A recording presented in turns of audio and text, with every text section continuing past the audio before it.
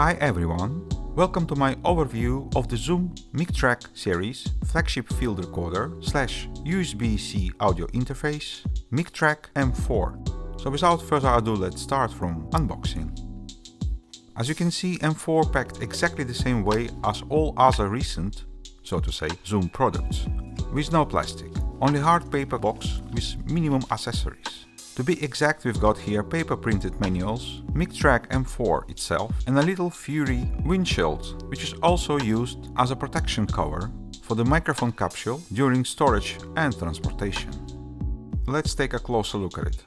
On the left side of the device, we've got high quality combo XLR connector with lock, headphones out, volume rocker, remote control connector, dedicated line out port, and power connector.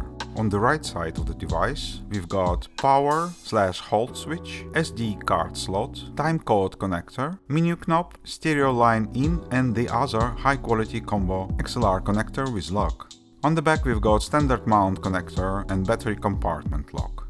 On top of the device, we've got stereo microphone capsule in XY configuration, covered with some sort of composite plastic mesh cap. On the front of the device, we've got rather large color display with direct access knobs underneath and tiny speaker. Zoom M4 works with 4 AA size batteries, which have to be installed in special battery compartment caddy. Let's load it with batteries and SD card and take a look at the functionality.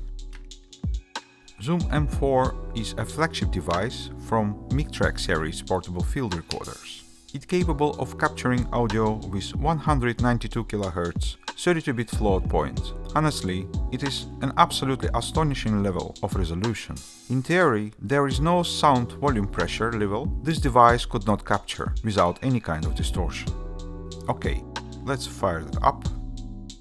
As you can see, M4 has a very nice display, very bright, easy to read from a distance. Have to say that M4 sits very good in the hand.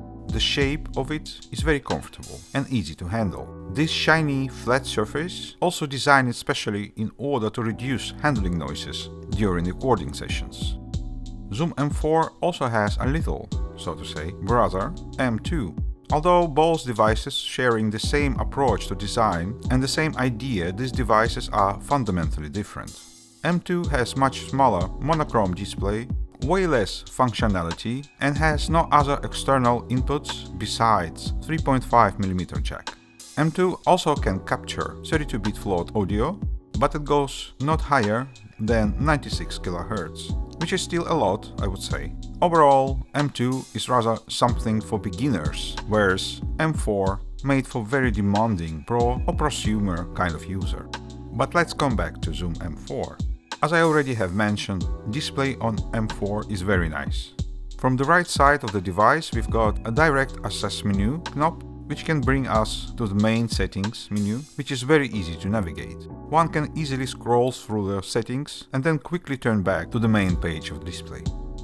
Besides usual, so to say, settings menu, M4 also has direct access knobs underneath the display, whereas one can adjust most of the recording settings instantly, jump from one to other channel, and directly adjust lots of recording functions.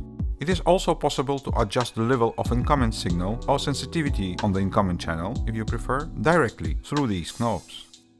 I personally was particularly impressed with the quality of 3.5mm input. Recordings made with it sound very good, with fantastic dynamics and very low noise. Besides recording of lavalier microphone, I did many tryouts with M4 and different studio applications, like for example sampling audio for Ableton or Native Instruments Traktor. It worked very well. M4 did also very good as a standalone audio recorder for archiving records. It is really capable of capturing all little details without any distortion or losses. If you in that kind of things, you have to consider M4. Just give it a try. But of course, Zoom M4 not only doing well as a sampler machine, it is an absolutely great device to capture any kind of audio or working with it as a standalone USB-C audio interface for basically any kind of computing device. I mean desktops as well as portable ones. It can also record audio on the recorder itself during sessions, so one can have a backup saved on the device itself. As you can see here, in Apple iPad OS GarageBand, one can choose between incoming channels directly in software settings. M4 gets seamlessly integrated. From my experience with M4, I can say that it works very well with most of the software and digital audio workstations, as well as with streaming apps. Zoom M4 has very good headphones preamp. It can drive very well almost any good pair of headphones. Last but not least, M4 also could be a great part of any video rig. It's capable of generating timecode, which can be synced among other connected devices, which obviously makes it a great option for video setups. Besides that, Zoom M4 has two high-quality XLR combo inputs, which makes possible to connect lots of pro-grade audio hardware to it. I mean studio-grade condenser microphones, mix panels, wireless audio devices, etc.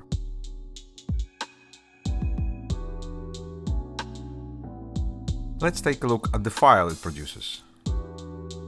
M4 operational system breaks recordings into sessions folders, whereas every recording from every input is stored as a separate file, which then can easily be transferred to basically any digital audio workstation for further manipulation.